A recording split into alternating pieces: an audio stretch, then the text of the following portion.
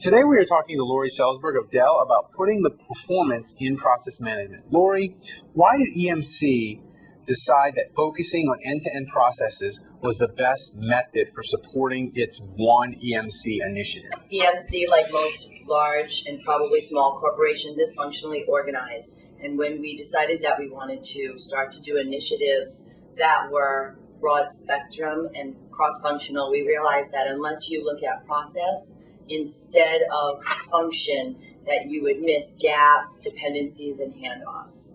So we decided to set out on a process journey. Why can end-to-end process mapping be such a challenge? For a company that's functionally focused, there's owners and managers at the functional level. When you look across functions at a higher level of process, it causes just challenges with people that may not know each other and managers who may not cover the broad spectrum. So that was one of the main problems that we ran into. Is there a way to know that it's being done well? And on the flip side, is there signs that it's going poorly? So the answer is yes, both. Poorly, I guess both are easy to figure out at some point. Well is that from the beginning, we asked people, what are your processes, what are your handoffs? And while they didn't necessarily know the people on the other end of the receiving end of whatever product or function each person was doing, when you start to link the people together and they can see it all line up in, not assembly line fashion, but with people sort of helping each other and communicating, I think that's a really good sign. We also try to get sponsors to cover the overall broader end-to-end process areas instead of functional. Challenging because some people don't want to be a sponsor. They certainly don't want to be an owner, but they don't want to be a sponsor of something that they don't really have responsibility for. But once that happens, that's also a good sign. And the bad signs, everybody knows the bad sign. It's not working. There's a roadblock, dead end, people aren't interested, poor morale. We were lucky because we had executive sponsorship. So but are there early signs that you really need to nip in the bud early that are bad that you have desperately got to get fixed? Well, you need people on board. So similar answer, you need people. If you could have an executive sponsor, I think that's a really bad sign. If you have no one of your pay grade that's interested in what you're doing, or that's gonna rah the group for you, and just low morale. You need people. Generally, I always say that when people are doing something like this, all the operations people in an organization, they have a day job. So anything like an end-to-end mapping process that they would help me with, or any initiative, that's their extracurricular. So you have to sort of reel people in and make them want to be interested. That's also a bad sign too, low interest. How did you develop a framework that gave decision makers at EMC context about decisions being made? It took us a long time, and we brought a number of team members together. It was a team of about 8 people, and we had each sponsor that was responsible for a high-level area of the process identify a minimum or a maximum of 5 metrics, and then we discussed them and socialized them just in our small group until we all agreed on the one-page dashboard framework measure that we were going to show. What role do benchmarks play in the initiative? Huge.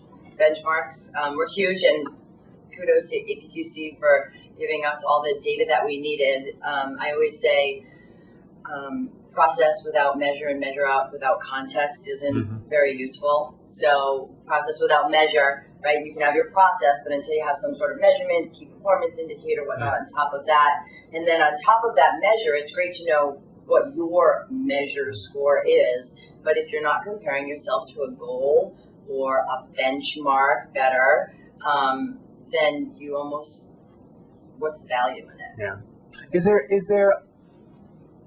Are there certain benchmarks or measures that ways that you can figure out if it's the right measure, or am I measuring the right thing, or am I measuring the wrong thing? After I spoke yesterday at the presentation, somebody came over to me and he said, I need your help, right? I became the expert on it.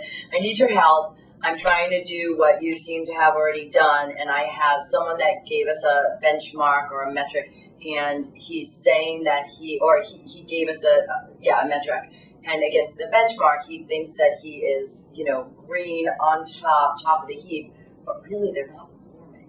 So obviously something is not right in however they were either measuring it or that measure for them. So, and he was a little bit frustrated because he said that he didn't really want to put that out there because the senior managers would think that maybe it was, better than it truly was in reality. So anyway, my suggestion was put it out there that there's going to be conversations about it, and ultimately someone's going to know whether or not you're performing. So the measure is only useful to a certain extent. Then you have to dig deeper.